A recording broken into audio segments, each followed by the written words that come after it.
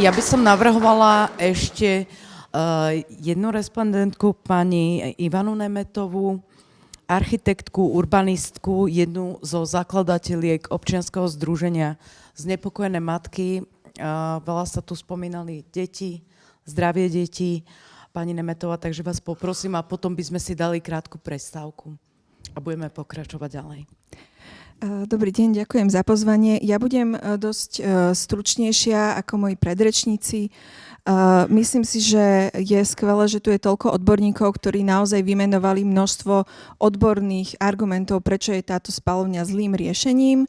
My ako organizácia, ktorá vznikla pred vyše 6 rokmi a zaoberáme sa najmä klimatickou krízou, kvalitou života, znečistením ovzdušia a tak ďalej, tak na túto spaľovňu upozorňujeme od začiatku a pomáhame vlastne šíriť petíciu, ktorá teda zatiaľ podľa mňa má celkom dosť veľa podpisov. Veronika má vyššie ambície, ale to je správne.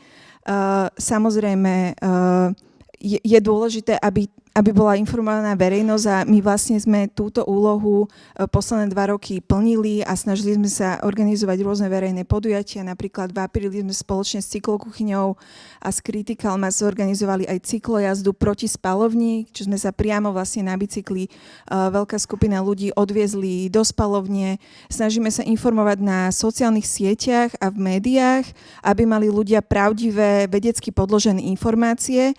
Bohužiaľ, čelíme obrovskému greenwashingu a obrovskej klamlivej mediálnej kampanii Slovnaftu, ktorí šíria v médiách úplne klamlivé informácie, takisto ako ich majú nesprávne uvedené v tých svojich projektoch a správach, tak ich šíria do tých médií, ešte úplne manipulujú verejnosť, dokonca s pomocou našich vládnych politikov, napríklad priamo ministra životného prostredia Tomáša Tarabu, ktorý od začiatku, ako je vo svojej funkcii, už vyše 2 roky. A toto sa teraz nejedná len o spaľovne, to sa jedná o všetko na životnom prostredí.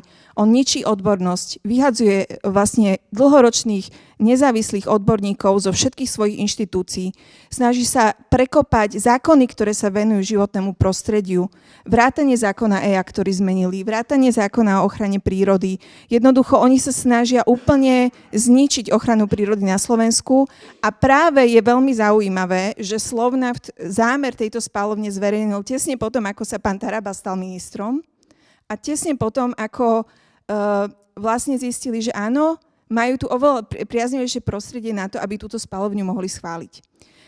My sme sa aj stretli priamo s pánom Molnárom, ktorý je hovorca Slovnaftu. Snažil sa nás presvedčiť svojimi argumentami, nepodarilo sa mu to. Oni sa naďalej snažia ako keby útočiť aj na aktívnu verejnosť. Vo viacerých svojich článkoch priamo na nás zaútočili, že sme ako keby nejaké aktivistky. Čo podľa mňa je aktivizmus veľmi dôležitý a bez aktívnych ľudí by sme naozaj v tejto spoločnosti sa nikam nepohli. Bez aktívnych ľudí by sme nemali volebné právo, nemali by sme ani víkendy, proste základné veci. Podľa mňa je dôležité, aby boli ľudia aktívni a keď takéto veľké medzinárodné spoločnosti útočia na aktívnych ľudí, tak podľa mňa sú naozaj už v koncoch, že nemajú naozaj argumenty na to, aby presvedčili ľudí o svojom projekte, že je prospešný. A teda oni sa snažili to pretláčať hlavne jednou veľkou lžou a to je lož, že Slovensko je skládková veľmoc. A to nie je pravda. Pretože Slovensko síce áno, odvážame na skladky viac, ako by sme mali. Máme ten cieľ, že musí to byť len 10% komunálneho odpadu do roku 2035, ale k tomuto cieľu sa postupne približujeme, pretože zvyšujeme tú mieru recyklácie, znižujeme mieru skládkovania. Dokonca sme v niektorých rebríčkoch aj na tom najlepšie spomedzi európskych krajín. Čiže v žiadnom prípade nie sme nejaké dno Európy, ktoré všetko len skládkuje, to nie je pravda. Sme buď niekde okolo priemeru, alebo dokonca v tých lepších častiach, čo sa týka vlastne tohto odpadového hospodárstva. A toto sa práve Slovnaft snaží ľudí presvedčiť a snaží sa presvedčiť, že ich spaľovňa je riešenie na toto. Nie.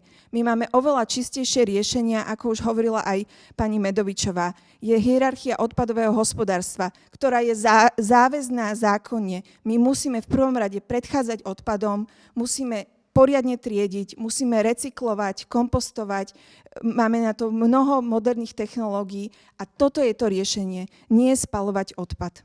Takže ja by som všetkých poprosila, že pomôžte nám zdieľať informácie o spaľovne, zdieľajme pravdivé informácie a naozaj dávajme prednosť zdraviu a budúcnosti našich detí pred ziskom nejakej zahraničnej spoločnosti. Ďakujem.